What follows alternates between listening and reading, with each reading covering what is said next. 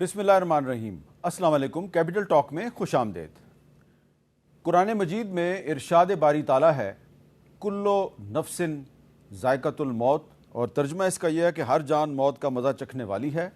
تو آج کے کیپٹل ٹاک میں ہم کچھ ایسی شخصیات کا ذکر کریں گے جو ہمارے اس پروگرام میں شرکت کرتی رہیں، اور انہوں نے کئی دفعہ ہمارے پروگرام میں آ کے اپنے خیالات کا اظہار کیا، لیکن اب وہ اس دنیا میں نہیں ہیں۔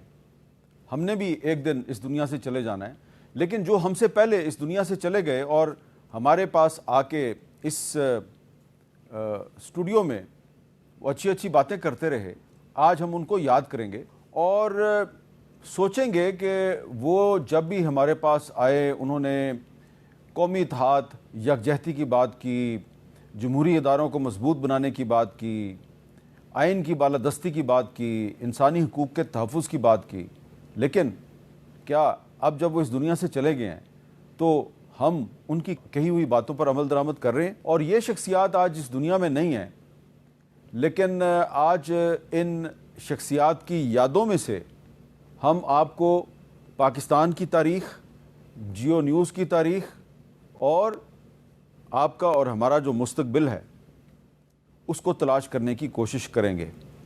تو آج کے اس پروگرام کا آغاز کریں گے ہم کیپٹل ٹاک کا جو پہلا ایپیسوڈ تھا، پہلا پروگرام، سب سے پہلا، اس کا ذکر کریں گے، کیونکہ اس پہلے ایپیسوڈ میں جو ہمارے 3 مہمان تھے وہ اب تینوں اس دنیا میں نہیں رہے، اور ہمارے اس پروگرام کا عنوان یہ تھا کون بنے گا وزیر اعظم۔ اور میں آپ کو یہ بھی بتا دوں کہ یہ پروگرام جو ہے یہ 2002 کے الیکشن کے بعد ہم نے آرگنائز کیا تھا، اور اس وقت یہ اسٹوڈیو نہیں تھا، ہم نے اسی بلڈنگ کے ایک چھوٹے سے کمرے میں یہ پروگرام ریکارڈ کیا تھا، اور اس پروگرام کا نام کیپٹل ٹاک بھی نہیں تھا۔ کیپٹل ٹاک جو ہے وہ جب 2-3 پروگرام ہو گئے تو اس کے بعد پھر اس پروگرام کو یہ باقاعدہ ایک نام دیا گیا۔ یہ جو پروگرام، جس کے کچھ کلپس میں آپ کو دکھاؤں گا، یہ پہلے 10:30 بجے نشر ہوتا تھا، پھر یہ رات کو 10 بجے نشر ہونا شروع ہوا، اور پھر اس کے بعد یہ 8 بجے شام کو نشر ہونا شروع ہوا۔ تو یہ 2002 سے جو ہمارا سفر شروع ہوا تھا رات 10:30 بجے، پھر 10 بجے آیا اور پھر 8 بجے، تو جو ہمارا پہلا پروگرام تھا، آپ دیکھیے اس پہلے پروگرام میں جو ہمارے 3 مرحوم مہمان ہیں وہ ہمیں کیا کہہ رہے تھے۔ ہم ان سے پوچھ رہے تھے جی کہ جب آپ وزیر اعظم بن جائیں گے تو پھر آپ کیا کریں گے، اور آپ کیسے وزیر اعظم بنیں گے، اور آپ تینوں میں سے کون وزیر اعظم بنے گا۔ تو جو ہمارے اس پروگرام کے ایک مہمان تھے وہ کچھ دنوں کے بعد وزیر اعظم بن گئے، لیکن وزیر اعظم بننے سے پہلے وہ کیا بات کر رہے تھے، ان کا نام تھا میر ظفر اللہ خان جمالی۔ ان کا ایک کلپ سنیے۔ ہماری کوشش یہ ہے کہ ہم تمام پارٹی سے، اور خصوصاً جو میجر پارٹیز ہیں، پاکستان پیپلز پارٹی پارلیمنٹیرینز اور متحدہ مجلس عمل سے گفت و شنید ہم کر رہے ہیں، تاکہ ایک پائیدار گورنمنٹ بن سکے جو کہ پاکستان کے لیے کام کر سکے، اپنی ذات، اپنے گروپ، اپنی پارٹی سے بالا تر ہو کے۔ اسی لیے میری گزارش ہے کہ مہربانی کریں، بیٹھیں کھلے دل کے ساتھ، کھلے ذہن کے ساتھ۔ تو یہ تھے میر ظفر اللہ خان جمالی۔ اسی پروگرام میں ایک اور مہمان تھے مخدوم امین فہیم، ان کے بارے میں بھی یہ خیال تھا کہ یہ بھی شاید وزیر اعظم بن جائیں، تو وہ کیا کہہ رہے تھے ذرا وہ بھی سن لیں۔ ہم جو ہے وہ اس وقت کے تقاضاؤں، حالات اور ملک کے تقاضا کو دیکھتے ہوئے اس کی ضرورت ہے کہ قوم کے اندر مفاہمت ہو اور ایک ہم یونٹی کا مظاہرہ کریں۔ جب تک کہ قوم کے اندر یونٹی اور مفاہمت نہیں ہے تو ہم بکھرے رہتے ہیں، اور بکھرے رہنے کے نتائج اچھے نہیں ہوتے۔ اور اس وقت جو متحدہ مجلس عمل تھی MMA، اس کے سربراہ تھے مولانا شاہ احمد نورانی، اور MMA کی طرف سے وزارت عظمیٰ کے امیدوار تھے مولانا فضل الرحمان۔ تو مولانا شاہ احمد نورانی صاحب کیا فرما رہے تھے ذرا وہ بھی سن لیں۔ ہم بھی چاہتے ہیں کہ پاکستان میں 1973 کا جو دستور ہے، تمام صوبوں کا متفقہ دستور ہے اور اعلیٰ ترین روایات کا حامل بھی ہے، اور اس کا اسلامی تشخص جو ہے وہ بحال رہنا چاہیے، اس کو کسی قسم کا نقصان نہیں پہنچنا چاہیے۔ تو یہ تھا جناب ہمارا پہلا پروگرام جس کے بعد ہمارا سفر شروع ہوا، اور اس پہلے پروگرام میں آپ نے دیکھ لیا کہ جو سیاستدان تھے وہ کیا باتیں کر رہے تھے، قومی مفاہمت کی بات کر رہے تھے. وہ کہہ رہے تھے آئیے مل جل کر بات چیت کرتے ہیں، ڈائلاگ کرتے ہیں، مشترکہ حکمت عملی اختیار کرتے ہیں. یہ 2002 میں باتیں کر رہے تھے جب جنرل پرویز مشرف پاکستان کے صدر تھے. آج آپ دیکھ لیں 2026 میں ویسی ہی باتیں ہو رہی ہیں. اب آپ سوچئے کہ اگر آپ میری جگہ پہ ہوں اور آپ مسلسل 20-25 سال سے سیاستدانوں کی زبان سے یہی سن رہے ہیں، قومی یکجہتی، قومی مفاہمت، ڈائلاگ، آئین کو مضبوط کرو، جمہوری اداروں کو مضبوط کرو، لیکن بدقسمتی سے یہ جمہوری ادارے مضبوط ہونے کی بجائے دن بدن کمزور ہوتے جا رہے ہیں. کہ جتنے جو پولیٹیکل کنفلکٹس ہیں انسٹیٹیوشنز کے درمیان، وہ بھی اگر آپ چاہیں تو وے آؤٹ آپ دے سکتے ہیں. ایک گرینڈ نیشنل ڈائلاگ شروع کر سکتے ہیں، اس پہ بات چیت ہو سکتی ہے. دیکھیے، ہمیں ایک دفعہ بیٹھ کے ایک ڈائلاگ میں اوپنلی ایک دوسرے پہ جو کچھ ہم سمجھتے ہیں ان کو اوپنلی کہنا پڑے گا ایک دوسرے کو. یہ نہیں کہ پبلک میں جا کے لڑائی کریں یا ٹیلی ویژنس پہ آ کے، مگر کہیں نہ کہیں جو جس سے مطمئن نہیں ہے وہ اپنی بات ایک دوسرے کو کہنی پڑے گی. میں یہ سمجھتا ہوں کہ اس وقت ہمیں ماضی کو دفن کرنا چاہیے اور پولیٹیکل لیڈرشپ جو ہے اس کو مستقبل کے بارے میں سوچنا چاہیے، اور ہمارے اختلافات، ہماری رنجشیں، جیلوں میں جانا، تکلیفیں، دکھ سب کو ختم کر کے ہمیں ایک قومی مفاہمت کے جذبے کے تحت آگے بڑھنا چاہیے تاکہ ہم ملک کے مسائل کو حل کریں گے. اس ملک کو اگر آپ نے چلانا ہے تو اس کا لانگ روٹ پروجیکٹ ہو جاتا ہے. جیسے بھٹو صاحب نے ایک فکر دیا تھا، نظریہ دیا تھا، ایک پھر اس کے ساتھ بے نظیر بھٹو صاحبہ اس پہ چل پڑی تھی. ہم تمام سیاسی پارٹیوں کا، چاہے وہ قوم پرست ہے، چاہے وہ مذہب پرست ہے، چاہے وہ مسلم لیگ تھا. اب یہ آپ اعتراف کر رہے ہیں کہ پاکستان سے نظریاتی سیاست ختم ہو رہی ہے؟ ختم ہو چکی. اس ملک میں جب سے یہ بنا آج تک جو آئین ذوالفقار علی بھٹو نے دیا اس پہ عمل درآمد نہیں ہوتا.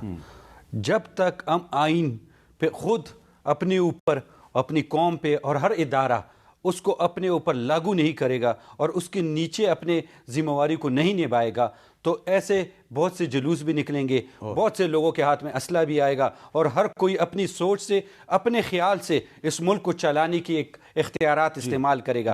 ہمارے کچھ ایسے مہمان تھے، اللہ ان کو جنت نصیب کرے، جو اپنی بات کبھی کبھی اشعار کی زبان میں کہتے تھے. جیسے کہ سینیٹر مشاہد اللہ صاحب تھے، ان کا تعلق مسلم لیگ نون سے تھا، تو کیا کہا کرتے تھے، کیسے کہا کرتے تھے، ذرا سنیے.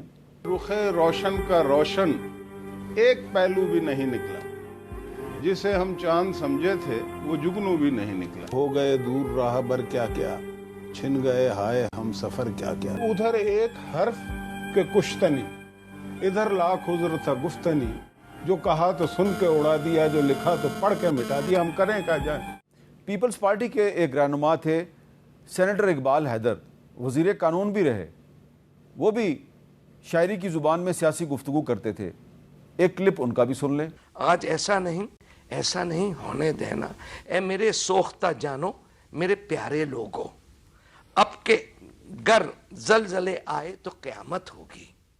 میرے دلگیر، میرے درد کے مارے لوگوں، کسی غاصب، کسی ظالم، کسی قاتل کے لیے خود کو تقسیم نہ کرنا میرے سارے لوگ. ایک طرف تو سیاستدان جو ہیں وہ پاکستان میں قومی یکجہتی پیدا کرنے کے لیے، ایک مشترکہ حکمت عملی اختیار کرنے کے لیے وہ یہ کہا کرتے تھے آئیے ڈائلاگ کریں اور سب کو سپیس دیتے ہیں.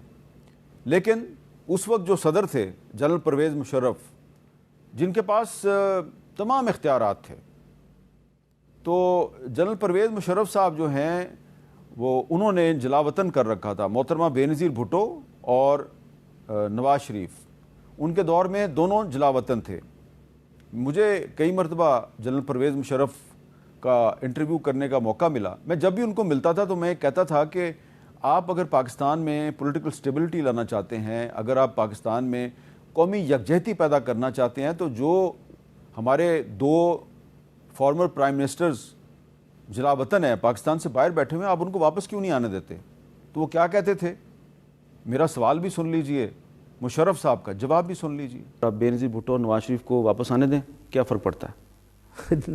नहीं फ़र्क पड़ता है। एक चीज़ क्लियर है कि ये दोनों बाहर रहेंगे।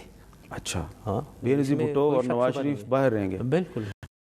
अक्टूबर 1999 का जो मिलिट्री कू था जी, जो कारगिल का एपिसोड है उसमें तो आप कह रहे हैं जी 4 जर्नैल थे, इनको पता था, बाकी तो सब बेखबर थे। लेकिन इसमें तो जनरल साहब आपने खुद ही लिख दिया पेज नंबर 210 कि ये जो कू था इसका पहले से पता था जनरल मुशर्रफ को, जनरल महमूद को, जनरल अजीज़ को, DGMI जनरल एहसानुल हक को, राशिद कुरैशी साहब को, और आपको भी पता था। बल्कि आप इस हद तक इसमें शामिल थे कि आपने SSG के साथ मिलकर हेलीकॉप्टरों के जरिए कू करने का भी एक मंसूबा बनाया हुआ था। दुरुस्त, बिल्कुल दुरुस्त। तो आप समझते हैं कि ये आप एक बहुत गलत काम किया आपने? ये उस वक्त मैं ऐसा नहीं समझता था। मैं ये देखता हूं कि हाँ, आप मुझे कह सकते हैं कि तुमने कॉन्स्टिट्यूशन को अपहोल्ड करने की कसम खाई थी, तो तुमने कॉन्स्टिट्यूशन के खिलाफ काम किया। तो पहली बात है कि जिन्होंने कॉन्स्टिट्यूशन बनाया, जो सियासी सरबराह है इस मुल्क के, वो भी तो इसी कॉन्स्टिट्यूशन पर कसम खाते, जुडिशरी भी खाती है, तमाम इस मुल्क के बड़े बड़े ओहदेदारान उसी कॉन्स्टिट्यूशन पर कसम खाते हैं, फिर उसके बाद उस कॉन्स्टिट्यूशन को रद्दी के डब्बे में फेंक देते हैं। इस मुल्क में जो नाइंसाफ़ियाँ होती हैं, जो लूट मार होती है, जो सुप्रीम कोर्ट पर हमला होता है, जो हर किस्म के काम होते हैं, वो सब कॉन्स्टिट्यूशन के खिलाफ है। क्या गरीब आदमी का कत्ल, गरीब आदमी का खून चूसना कॉन्स्टिट्यूशन के मुताबिक हो रहा है आज?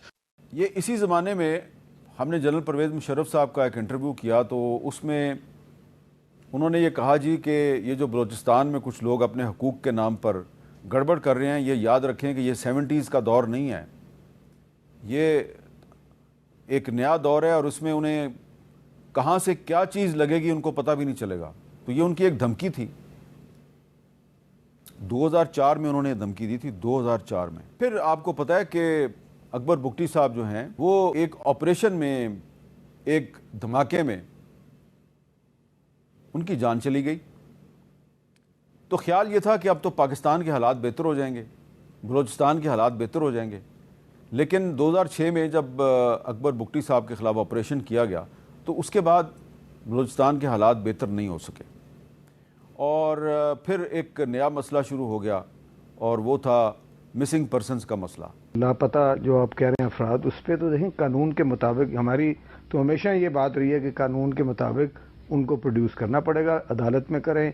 कोई उस पर कोई उसने गुनाह किया है, कोई जुर्म किया है तो उसको उसकी सज़ा मिले, बट दे शुड भी कम इन बाहर आना चाहिए और उनको करना चाहिए। बलूचिस्तान में हालात आपके सामने बहुत ख़राब रहे हैं, ये मसलों का हल करेंगे, बैठ के करेंगे और इंशाल्लाह उन्हीं लोगों को पॉलिटिकली इस चीज़ को हैंडल करके। हमने उस ज़माने में ये एक डिबेट शुरू किया अपने प्रोग्राम कैपिटल टॉक में कि क्या किसी सियासतदान का जिस्मानी वजूद मिटाने से उसका जो सियासी नज़रिया है और उसकी जो पॉलिटिकल फॉलोइंग है वो ख़त्म हो जाती है।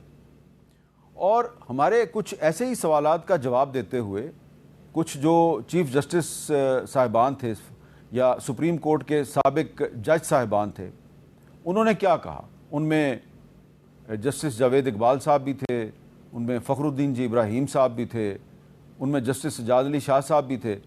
हमने उनसे पूछा कि क्या जो जुल्फ़िकार अली भुट्टो साहब को फांसी दी गई तो क्या उससे कोई रियासत को फ़ायदा हुआ, और क्या वो फांसी दरअसल एक जुडिशल मर्डर नहीं था? तो उनका क्या जवाब था, ज़रा सुन लीजिए। उनकी फांसी को अदालती कत्ल कहा जाता है, इससे आप इत्फाक रखते हैं? जी हाँ, मैं समझता हूँ कि ये वाकई एक तरह से अदालती कत्ल ही था। क्या जुल्फ़िकार अली भुट्टो की फांसी जुडिशल मर्डर था या नहीं था? बिल्कुल था भाई, बिल्कुल था। अब तो वाज़ेह तौर पे उसकी शहादत मौजूद है कि किस कैसे हुआ, क्या बैकग्राउंड था।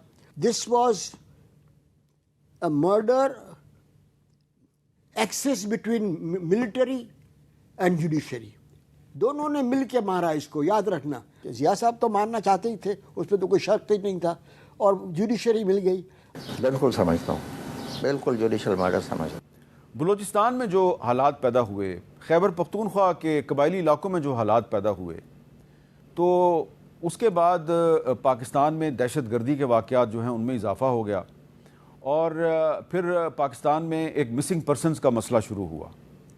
तो मिसिंग पर्सनस का मसला जब शुरू हुआ तो ہم نے دیکھا کہ اسلام آباد میں، پشاور میں، کوئٹہ میں، کراچی میں جگہ جگہ پر جو لاپتہ افراد کے جو لواحقین ہیں انہوں نے مظاہرے شروع کر دیے، کیمپ لگانے شروع کر دیے. تو پھر ایک سینیٹر ہوتی تھیں جن کا تعلق بلوچستان سے تھا، ان کا نام تھا سینیٹر کلثوم پروین صاحبہ. تو ایک دفعہ لاپتہ افراد کے ایشو پہ بات کرتے ہوئے کلثوم پروین صاحبہ جو ہیں اب اس دنیا میں نہیں رہیں، اللہ تعالیٰ ان کی مغفرت فرمائے، انہوں نے کیا بات کی ذرا سنیے. کہ آج ہماری یہ بچیاں، یہ بیٹیاں سڑکوں پہ بیٹھی انصاف مانگ رہی ہیں.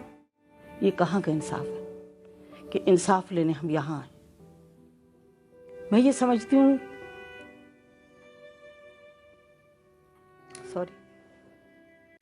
وقت آ گیا ہے حقوق کا. ہم لوگوں نے بہت سے سٹیپ لیے، حقوق بلوچستان کی بات کی، مسنگ پرسن کی ہم بات کر رہے ہیں. آج جن لوگوں کے بھائی، بیٹے، بچے غائب ہیں، یقیناً ایک ماں سوچ سکتی ہے، ایک بیٹا سوچ سکتا ہے، ایک باپ سوچ سکتا ہے اگر ان کے خلاف کوئی جرم ہے انہیں کورٹ میں پیش کیا جائے. تو کلثوم پروین صاحبہ جو ہیں وہ تو بات کرتے کرتے آپ دیدہ ہو گئی، ان کی آنکھوں میں آنسو آ گئے، حالانکہ وہ ریاست کے ساتھ کھڑی تھی. لیکن جس زمانے میں انہوں نے یہ بات کی اسی زمانے میں کوئٹہ سے کراچی اور کراچی سے اسلام آباد تک لاپتہ افراد کی بازیابی کے لیے ایک لانگ مارچ ہوا تھا. کیپٹل ٹاک میں ہم نے ایک طرف جمہوریت اور آئین کی بالادستی کے لیے آواز اٹھائی، دوسری طرف ہم انسانی حقوق کے تحفظ کی بات بھی کرتے تھے، اور انسانی حقوق کی ایک بہت ہی مضبوط آواز تھی آسمہ جہانگیر صاحبہ کی. تو آسمہ جہانگیر صاحبہ جو ہیں وہ جب بھی ہمارے پروگرام میں آتی تھیں وہ کس انداز میں گفتگو کرتی تھی ذرا سنیے.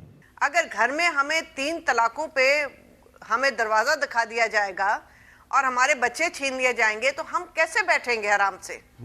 اور پھر ڈیسیجن میکنگ میں ہمیں شامل نہیں کرتے.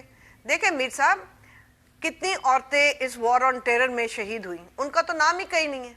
آپ نے کبھی ہمارے گانے ترانے بجائے؟ یا کبھی جب پیس ٹاکس ہوتی ہیں کبھی آپ نے کسی عورت کو دیکھا کہ ان پیس ٹاکس میں بیٹھی ہو؟ اور پارلیمنٹ میں سمجھتی ہوں عورتوں نے بڑا اچھا کردار ادا کیا. ٹھیک ہے، کیونکہ ان کی وجہ سے کورم بھی ہوتا ہے، ان کی وجہ سے قانون بھی کئی بڑے اچھے بنے ہیں، اور وہ نظر آتا ہے کہ یہاں پہ ملک میں کچھ عورتیں بھی رہتی ہیں. انسانی حقوق اور اقلیتوں کے حقوق کی ایک اور مضبوط آواز تھی شہباز بھٹی صاحب کی، جو کہ ایک وزیر بھی تھے لیکن ان کو دہشت گردی کا نشانہ بنایا گیا اور دہشت گردوں کے ایک حملے میں ان کو شہید کر دیا گیا. شہباز بھٹی صاحب اکثر ہمارے پروگرام میں آتے تھے، کیا گفتگو کرتے تھے ذرا سنیے. پاکستان کا پرچم دنیا کا واحد ملک ہے جس کے پرچم میں منارٹیز کو ریپرزینٹ کیا گیا ہے، اور یہ گارنٹی دی گئی ہے کہ پاکستان کی منارٹیز کا جو رائٹس ہیں وہ کانسٹیٹیوشنلی جو ہیں پروٹیکٹ ہوں گے، اس کو امپلیمنٹ کرنے کی ضرورت. ہماری گفتگو جاری ہے، ایک بریک لیتے ہیں، بریک کے بعد دوبارہ ملتے ہیں.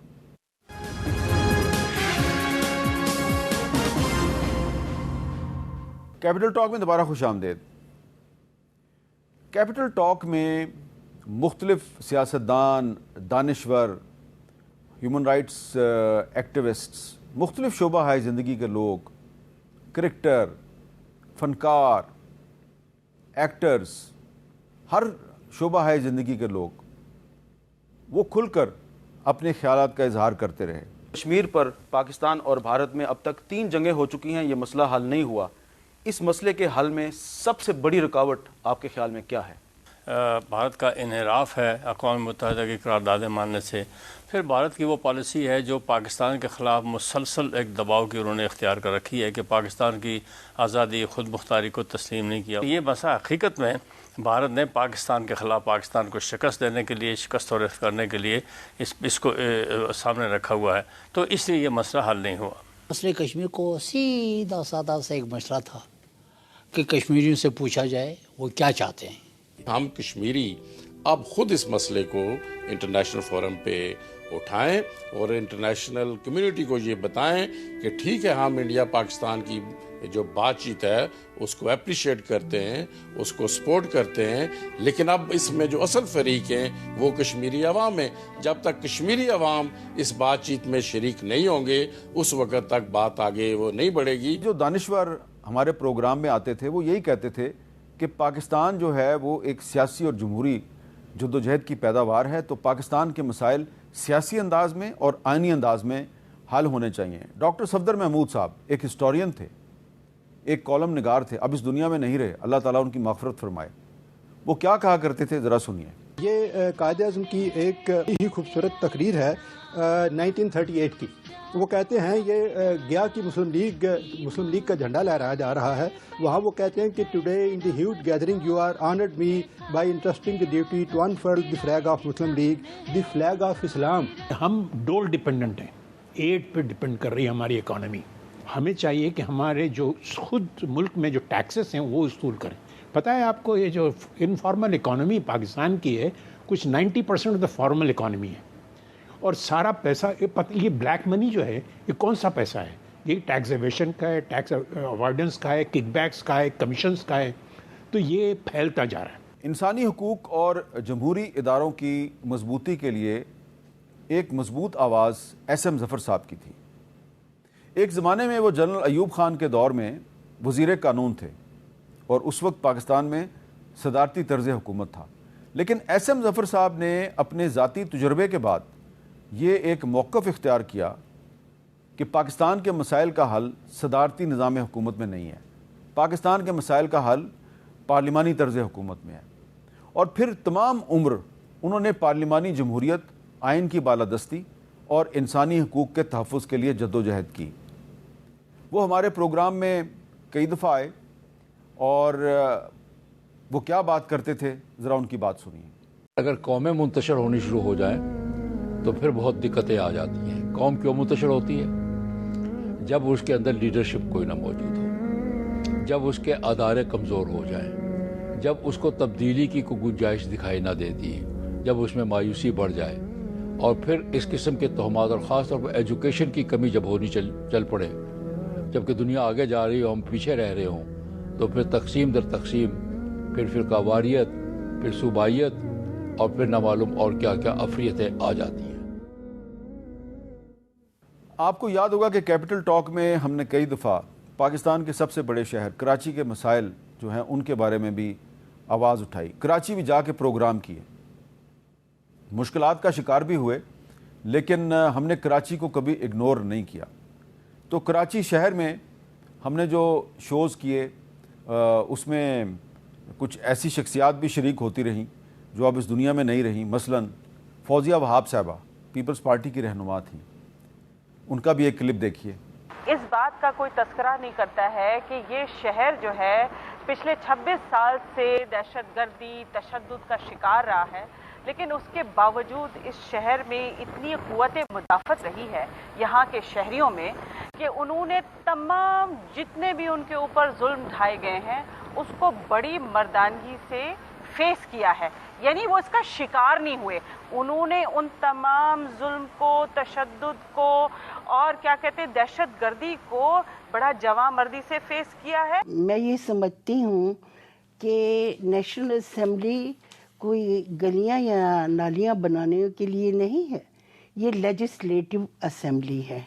इसका काम ही कानून को बनाना है, और जो मज़लूम लोग हैं हमारे अवाम, जो हमें एक मैंडेट देकर असेंबली में भेजते हैं, तो उनके जो राइट्स हैं उनको प्रोटेक्ट करना है, उनसे जो ज़्यादतियाँ हो रही हैं उस पर कानून लाना है। पार्लियामेंट की बालादस्ती किसी एक जमात, सियासी जमात के लिए नहीं है, बल्कि पूरे मुल्क के लिए है। और पार्लियामेंट की बालादस्ती बहरहाल हमने जो जदोजहद की है और इतनी स्ट्रगल की है वो इसीलिए की है कि पार्लियामेंट की बालादस्ती हो और पार्लियामेंट के अंदर फैसले हो। वाइस एडमिरल आरिफुल्लाह हुसैनी साहब, दौरान सर्विस हमने गवादर में एक पाकिस्तान नेवी के वॉरशिप पे उनका इंटरव्यू किया था। जब वो रिटायर हो गए तो उसके बाद उन्होंने कराची में पानी का मसला हल करने के लिए जद्दोजहद शुरू की।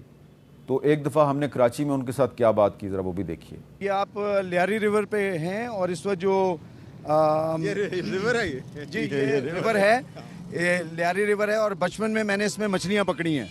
ये जो गंदा पानी समुद्र में जाता है उससे नेवी पे भी असर पड़ता है। जी, ये नेवी के जहाज़ों को चोक करती है, वहाँ क्रोजन बढ़ जाता है। अमजद साबरी साहब मशहूर कव्वाल थे, दहशतगर्दी का निशाना बन गए اور کبھی کبھی وہ بھی ہمارے شو میں آتے تھے.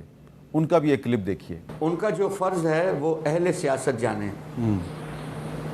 ان کا جو فرض ہے وہ اہل سیاست جانے. میرا پیغام محبت ہے جہاں تک پہنچے. عبدالستار ایدھی صاحب جو ہیں وہ کسی تعارف کے محتاج نہیں. وہ جو انسانی خدمت کے حوالے سے جو دنیا کی چند عظیم ترین شخصیات ہیں ان میں سے ایک تھے. 2006 میں جب میں پہلی دفعہ لبنان میں جنگ کور کرنے کے لیے گیا تو وہ پہلے ہی وہاں پر موجود تھے. اور پھر اس کے چند سال کے بعد جب میں غزہ گیا تو وہ جو مصر کا اور غزہ کا جو بارڈر ہے، رفح بارڈر، وہ وہاں پر میں نے ان کو موجود پایا. تو وہ ہر قسم کے مشکل حالات میں جنگ زدہ علاقوں میں بھی پہنچ جاتے تھے اور ہمارے شو میں بھی آیا کرتے تھے. ان کا بھی ایک کلپ دیکھیے. مجھے جو ٹھیک لگتا ہے میں بولتا ہوں، اور ون وے ٹریفک ہوں، بس میں اپنا کام کرے جاتا ہوں. اللہ میری مدد بھی کرتا ہے کہ ایک ایمبولینس سے چور تھا، آج 1400 ایمبولینس میں بھی چور ہوں. تو یہ تو قوم کی عادت ہے. لوگ آپ کو کچھ لوگ چور بھی کہتے ہیں ابھی بھی. اچھا، یہ ایک ہماری قوم میں ایک طبقہ ہوتا ہے جی، اس کی پرواہ نہیں کرنی چاہیے. اور آپ لوگ سب جانتے ہیں کہ جیو نیوز جو ہے اس نے جب اپنے سفر کا آغاز کیا 2002 میں تو اس کے بعد ایک دفعہ نہیں، دو دفعہ نہیں، کئی مرتبہ جیو نیوز کو پابندیوں کا شکار کیا گیا. مجھ پر بھی کئی مرتبہ پابندیاں لگائی گئیں. لیکن جب بھی ہم پر پابندیاں لگتی تھیں تو بہت سے لوگ جو ہیں وہ ان پابندیوں کے خلاف مزاحمت کرنے کے لیے وہ ہمارے ساتھ سڑک پہ آ جاتے تھے. جب ہم نے روڈ شوز کیے پرویز مشرف کے دور میں، جب ہم پر پابندی لگی تو ہم نے مزاحمت کے لیے روڈ شوز شروع کر دیے. تو ان روڈ شوز پر جو شخصیات ہمارے ساتھ موجود ہوتی تھیں ان میں قاضی حسین احمد صاحب بھی تھے، ان میں حافظ حسین احمد صاحب بھی تھے، اور بھی بہت سے لوگ تھے. تو ذرا ایک کلپ دیکھیے قاضی حسین احمد صاحب کا، حافظ حسین احمد صاحب کا، جو کہ روڈ شوز میں آپ کو ہمارے ساتھ نظر آ رہے ہیں. کہ آپ کو کیا مستقبل نظر آ رہا ہے؟ وکلا کی، میڈیا کی اور سیاسی جماعتوں کی تحریک کا کیا مستقبل ہے؟ بسم اللہ الرحمن الرحیم. مجھے بالآخر پرویز مشرف چاروں طرف سے گھیرے میں نظر آ رہا ہے اور اس کے نکلنے کا کوئی راستہ مجھے نظر نہیں آتا کہ وہ خود اپنی جو کھودے ہوئے گڑھے سے کیسے نکلے گا، کیونکہ اس نے مارشل لا لگایا ہوا ہے. انڈیمنٹی دینے کا کوئی ادارہ موجود نہیں ہے، اور بغیر انڈیمنٹی کے وہ دستور بحال ہوگا تو اس کے اوپر آرٹیکل 6 کے مطابق ہائی ٹریزن کا مقدمہ قائم ہوگا. ہمیں اس بات کا اعتراف کرنا ہوگا، جتنے بھی ہماری پولیٹیکل پارٹیز اور اس کے نمائندے بیٹھے ہیں، کہ اس مارشل لائی دور میں اور اس بحران میں تمام سیاسی جماعتوں اور زعماء نے اپنا وہ کردار ادا نہیں کیا جس کی توقع اور جس کا ان کے اوپر فرض بنتا تھا. اور جس زمانے میں جیو نیوز پر بہت پریشر تھا، بڑی پابندیاں تھیں اور ہم روڈ شوز کر رہے تھے، تو جیو پر ایک حملہ بھی ہوا تھا. تو اس حملے کے بعد میری سابق وزیر اعظم محترمہ بینظیر بھٹو سے بات ہوئی. انہوں نے مجھے کیا کہا ذرا سنیے. جی محترمہ بینظیر بھٹو صاحبہ، یہ میری بدقسمتی ہے کہ جب بھی میری آپ سے بات ہوتی ہے تو حالات کافی خراب ہوتے ہیں. آج جو کچھ جیو کے ساتھ ہوا اس پر آپ کا کیا تبصرہ ہے؟ جی، پاکستان پیپلز پارٹی سختی سے مذمت کرتی ہے.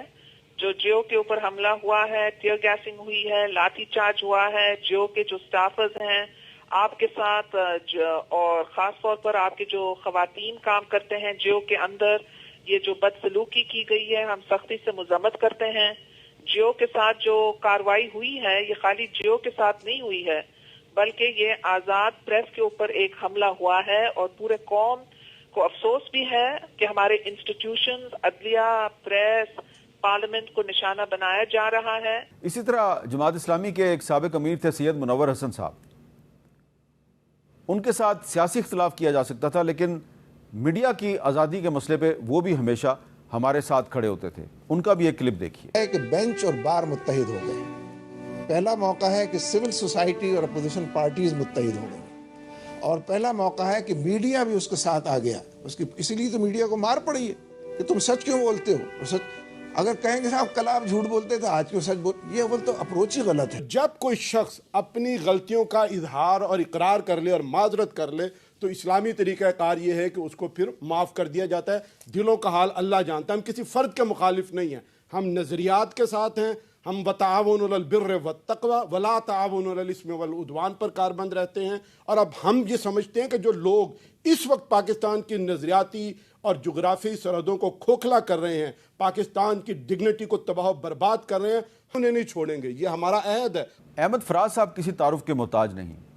پرویز مشرف کے دور میں جب ہم پر سختیاں ہوئیں اور ہم پہ بہت زیادہ دباؤ تھا تو وہ ریگولرلی ہمارے شو میں آتے تھے اور ہمارا حوصلہ بڑھاتے تھے، اور جو اس دور کے جو حکمران تھے ان کو للکارنے کے لیے وہ کچھ ایسی نظمیں بھی ہمارے پروگرام میں سنا دیتے تھے کہ جس سے ایک طرف تو عوام کا جوش اور ولولہ جو ہے اس میں اضافہ ہوتا تھا اور دوسری طرف ہم پر دباؤ میں بھی اضافہ ہو جاتا تھا. ان کے چند اشعار ان کی زبان میں.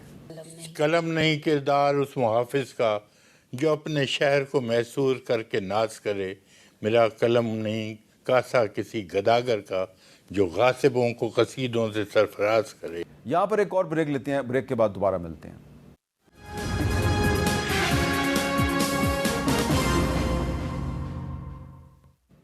کیپٹل ٹاک میں دوبارہ خوش آمدید. تو جیو نیوز جو ہے اس نے ہر مشکل دور میں کوشش کی کہ آزادی صحافت کو برقرار رکھا جائے اور جو میڈیا پر پابندیاں لگائی جاتی ہیں ان پابندیوں کے درمیان سے کوئی راستہ نکالا جائے. تو جیو نیوز پر بہت سے الزامات لگتے رہے. کبھی کہا گیا یہ فلاں پولیٹیکل پارٹی کے ساتھ ہے، کبھی کہا گیا یہ فلاں پولیٹیکل پارٹی کے ساتھ ہے. لیکن ہم نے ہر دور میں کوشش کی کہ آئین اور قانون کے اندر رہ کر جمہوریت کے لیے اور آزادی صحافت کے لیے آواز اٹھاتے رہیں. تو ایک council of Pakistan news paper editors کے صدر تھے عارف نظامی صاحب، اب دنیا میں نہیں رہے. ایک نگران دور میں وہ وزیر اطلاعات بھی تھے. ان کے ساتھ ہماری کیا گفتگو ہوئی، ذرا سنیے. ایک ایسا کانفلکٹ ہے جس کا میں خود بھی شکار رہتا ہوں، آپ بھی اس کو سمجھ سکتے ہیں، آپ وارث بیر کے برخوردار ہیں، کہ ایک کانفلکٹ رہتی ہے کہ میرے والد صاحب جو تھے، آپ کو پتہ ہے کہ آزادی صحافت کے علمبردار تھے، ایوب خان کے خلاف ٹکر لڑی، اور میری زندگی یہ گزری ہے کہ یار کوئی یہ نہ کہے کہ آپ اپنے والدین کے اصولوں سے روگردانی کر رہے ہیں. شبلی فراز صاحب کو لگی رہی ہے کہ وہ وزیر اطلاعات ہیں، میں تھوڑی دیر سے کے لیے رہوں، لیکن میرا بنیادی اوڑھنا بچوڑنا بھی وہی ہے جو میرے والد صاحب کا تھا، وہ صحافت تھی. جی تو کچھ اصول ہیں آفاقی جس کی وجہ سے مجھے فائنینشلی بھی بہت نقصان بھی ہوتا ہے، لیکن اس پہ چلنا پڑتا ہے. عرفان صدیقی صاحب سینیٹر تھے اور اکثر ہمارے پروگرام میں آیا کرتے تھے. کیا کہتے تھے، ذرا سنیے. جب ماحول ہم خراب رکھیں گے، ایک دوسرے سے ہاتھ نہیں ملائیں گے، بات نہیں کریں گے، چلیں آپس میں جو آپ کی چپکلش کے مسائل ہیں وہ نہیں حل آپ کر سکتے، آپ آپس میں تو مل بیٹھ سکتے ہیں، لہجے تو ٹھیک کر سکتے ہیں، گفتگو تو کر سکتے ہیں، ہاتھ تو ملا سکتے ہیں، قانون سازی پہ تو بات کر سکتے ہیں. یہ چیزیں بھی بڑی کم ہو گئی ہیں. دہشت گردی کے خلاف جیو نیوز نے ہمیشہ ایک مؤثر آواز اٹھائی اور ہمیشہ دہشت گردوں کی طرف سے جیو نیوز کو دھمکیاں دی گئیں. اور ایک زمانہ تھا جب پاکستان میں ہر طرف بم دھماکے ہو رہے تھے اور پاکستان میں جلسے جلوس ختم ہو گئے تھے. تو اس دور میں ہم پشاور گئے اور ہم نے پشاور میں ایک روڈ شو کیا اور وہاں پر بشیر بلور صاحب جو ہیں وہ ہمارے ساتھ اس پروگرام میں شریک ہوئے اور کچھ دن کے بعد ان کو شہید کر دیا گیا. بشیر بلور صاحب کی کچھ یادیں. ہماری پارٹی نے فیصلہ کیا ہوا ہے کہ ہم انشاءاللہ آخری وقت تک جب تک ایک دہشت گرد بھی رہا ہم ان کا مقابلہ کریں. بڑی قربانیاں دی ہیں ہم نے، ایک بھتیجے کی قربانی دی ہے قوم کے لیے، ایک بھائی کی قربانی دی ہے. ہم نے کچھ کمانے کے لیے نہیں دی، کچھ بنانے کے لیے نہیں دی، یہ قوم کے لیے دی. بہت سے جو علماء کرام ہیں انہوں نے دہشت گردی کے خلاف، خود کش حملوں کے خلاف بڑے بھرپور طریقے سے، بڑے مؤثر طریقے سے اپنی آواز اٹھائی. ان میں ایک توانا آواز جو ہے وہ مفتی ڈاکٹر سرفراز نعیمی صاحب کی تھی اور انہوں نے ہمارے پروگرام میں آ کے خود کش حملوں کے خلاف فتویٰ بھی دیا اور پھر وہ خود بھی ایک خود کش حملے کا نشانہ بن گئے. ہم آج بھی ان کی بہادری کو اور جرأت کو سلام پیش کرتے ہیں. مفتی ڈاکٹر سرفراز نعیمی صاحب کا ایک کلپ. پاکستان کے اندر خود کش حملوں کو جو ناجائز اور حرام قرار دیا گیا، اس کی اساس اور بنیاد اس امر پر مبنی ہے کہ مملکت اسلامیہ کے اندر ہر ایک شہری کا، چاہے وہ مسلمان ہے یا مسلمان نہیں ہے، دوسرے کی جان، عزت اور عصمت کی حفاظت اس کی ذمہ داری ہے۔ مولانا مراج الدین صاحب جو ہیں ان کا تعلق جمعیت علماء اسلام سے تھا، مولانا فضل الرحمان کی پارٹی سے ان کا تعلق تھا، بڑے بہادر آدمی تھے، ہمارے پروگرام میں آتے تھے، کھل کے بات کرتے تھے، وہ ٹارگٹ کلنگ کا نشانہ بن گئے، ان کا بھی ایک کلپ سنیے۔ ہمارے قبائلیوں کی نظر میں امریکہ کے جو مستقبل کے جو عزائم ہیں اس خطہ میں، وہ چین تک اپنی چھاونیاں قریب کرنا چاہتا ہے۔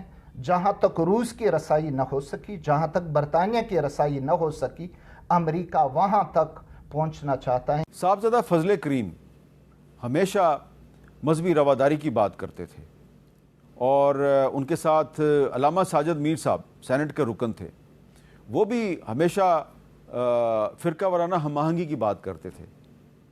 ان کی بھی کچھ یادیں۔ پاکستان کے کسی بھی شہری کی جان و مال، عزت و آبرو کا تحفظ کرنا یہ حکومت کے فرائض میں ہے، اور یہ عینی طور پر یہ بات درج ہے۔ ہاں البتہ وہ آدمی کہ جو حکومت کی ریٹ کو چیلنج کرتے ہیں، آئین کی آرٹیکل 256 اس کے متعلق یہ کہتی ہے کوئی نجی تنظیم قائم نہیں کی جائے گی جو کسی فوجی تنظیم کی حیثیت سے کام کرنے کے قابل ہو، اور ایسی کوئی مذکورہ تنظیم خلاف قانون ہوگی۔ متفقات یقیناً زیادہ ہیں مختلف طبقات فکر کے درمیان، اور اختلافات کی کم ہیں، یعنی اختلافی نکات جو ہیں وہ کم ہیں۔ اب متفقات میں کیا ہے؟ نبی اکرم صلی اللہ علیہ وسلم کی محبت، عظمت، حرمت، اس پہ سب متفق۔ ختم نبوت اس پہ، وہی میں آگے کہنے جا رہا تھا، ختم نبوت اس پہ سب متفق۔ اسی طرح معاشرتی برتاؤ، اخلاق، مسلمان کا اخلاق، رکھ رکھاؤ، برتاؤ کس طرح ہونا چاہیے، گھر میں، گھر سے باہر، معاشرے میں، لین دین میں، دوسروں سے معاملات میں کیا ہونا چاہیے، سب اس پہ متفق ہیں۔ اچھے اخلاق کا مالک ہونا چاہیے، اچھا اس کا صاف ستھرا لین دین ہونا چاہیے، یہ متفقات ہیں۔ اور اب میں کچھ بات کروں گا کشمیر کی صورتحال کی۔ آپ کو یاد ہے کہ آزاد کشمیر میں ایک بہت خوفناک زلزلہ آیا تھا 2005 میں، تو جب یہ زلزلہ آیا اور ہم اس زلزلے کی کوریج کر رہے تھے تو اس وقت کشمیر تباہ ہو گیا تھا۔ مظفر آباد میں جو وزیر اعظم ہاؤس ہے، پارلیمنٹ ہے، سب عمارتیں تباہ ہو گئی تھیں۔ تو جو وزیر اعظم تھے اس وقت کے سردار سکندر حیات صاحب، انہوں نے ایک ٹینٹ میں انہوں نے ایک اپنا دفتر بنایا ہوا تھا، اور وہ کہا کرتے تھے میں قبرستان کا وزیر اعظم، اس ٹینٹ سے حکومت چلاتے تھے۔ اس ٹینٹ میں ہم نے ان سے کیا بات کی، ذرا سنیے۔ السلام علیکم، کیا دکھ تکلیف بھی ہیں۔ رات کو اس ٹینٹ میں جب سوتا ہوں تو مچھر کاٹتے ہیں۔ اب یہاں ایئر کنڈیشن تو ہے نہیں، نظر آ رہے ہیں جی تو سردار صاحب دیکھنے کے بجائے جی یہ میری یہ حالت دیکھ لیں کہ جو مچھروں نے کی کاٹتے ہیں جی۔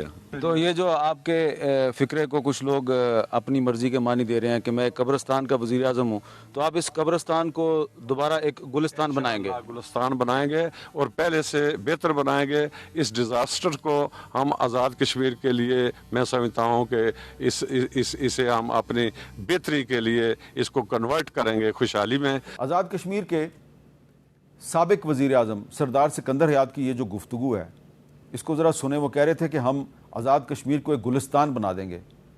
جو گلستان بنایا آزاد کشمیر کو وہ آپ نے دیکھ لیا۔ اور اب آخر میں ذکر کروں گا محسن پاکستان ڈاکٹر عبدالقدیر خان صاحب کا۔ ڈاکٹر عبدالقدیر خان صاحب جو ہیں ان کے ساتھ میری بہت یاد اللہ تھی، ذاتی نیاز مندی بھی تھی۔ تو آپ کو یاد ہوگا کہ ایک دفعہ ایک انجینئر تھا، اس نے ایک کار بنائی تھی جو پانی سے بنائی گئی ہائیڈروجن کے ذریعے چلتی تھی، تو اس کا بڑا مذاق اڑایا گیا۔ حالانکہ وہ پاکستان انجینئرنگ کونسل جو ہے اس نے اس واٹر کٹ کو اپروو بھی کیا تھا، اور پھر بعد میں کہا گیا جناب کہ یہ کیا ایک غیر سائنسی سی ایجاد ہے۔ لیکن ڈاکٹر عبدالقدیر خان صاحب نے ہمارے پروگرام میں ایک بات کہی تھی، اور انہوں نے جو بات کہی تھی وہ اب دنیا میں صحیح ثابت ہو رہی ہے۔ اب جاپان سمیت دنیا کے بہت سے ممالک میں پانی سے ہائیڈروجن گیس بنائی جاتی ہے، اور اس ہائیڈروجن گیس سے گاڑیاں چلتی ہیں۔ تو ڈاکٹر قدیر خان صاحب نے ہمیں کیا کہا تھا، ذرا سنیے۔ دیکھیے بہت سی چیزیں ایسی ہوتی ہیں جو کہ بظاہر ایسا لگتا ہے کہ ناممکن ہے، لیکن وہ ممکنات میں ہو جاتی ہیں۔ جب میں یہاں آیا تو میرے لیے بھی یہی کہا گیا تھا کہ ایک صاحب آئیں باہر سے اور وہ مکھا مشین سے، جو مکھن جسے آپ نکالتے ہیں نا دودھ میں سے، کہ مکھا مشین سے इंजरिचमेंट करेंगे और बम बनाएंगे, ये करेंगे, लोगों को बेवकूफ़ बना रहा है। तो ये बात नहीं है, जब एक चीज़ सामने प्रैक्टिकल हो, ये थ्योरेटिकल नहीं है। तो ये तो वो सामने दे रहा है, सब मौजूद है, कोई धोखा नहीं दे रहा कि इसमें पेट्रोल की टंकी नहीं लगी हुई छिपी हुई, वो आप देख सकते हैं। तो ये थी जनाब पिछले 20-25 साल में जो कैपिटल टॉक के मुख्तलिफ शोज़ में जो मुख्तलिफ अहम शख्सियात आईं, और ये तमाम शख्सियात जो हैं वो एक ही बात करती रहीं कि पाकिस्तान के तमाम मसाइल का हल आइन और कानून की बालादस्ती में है, और हर इदारा जो है उसको आइन में जो उसकी हदूद मुतय्यन की गई हैं उन हदूद के अंदर रह के काम करना है। अगर कोई इदारा इन हदूद से बाहर निकलेगा तो पाकिस्तान के मसाइल में इजाफ़ा होगा। तो ये जो आज का हमारा प्रोग्राम है, इसमें हमने कुछ जो शख्सियात अब इस दुनिया में नहीं रहीं उनकी यादों में पाकिस्तान की तारीख़, जियो न्यूज़ की तारीख़, कैपिटल टॉक की तारीख़ तलाश करने की कोशिश की है, और उन्हीं यादों में हमने अपना मुस्तकबिल भी तलाश करने की कोशिश की है। और हमारा मुस्तकबिल जो है वो आइन और कानून की बालादस्ती से जुड़ा हुआ है। पाकिस्तान के तमाम मसाइल का हल आइन और कानून की बालादस्ती में है। अगर हम आइन की हकीकी मानों में बालादस्ती कायम कर लें तो हमारे मसाइल हल हो सकते हैं। मुझे दीजिए इजाज़त। अल्लाह हाफ़िज़।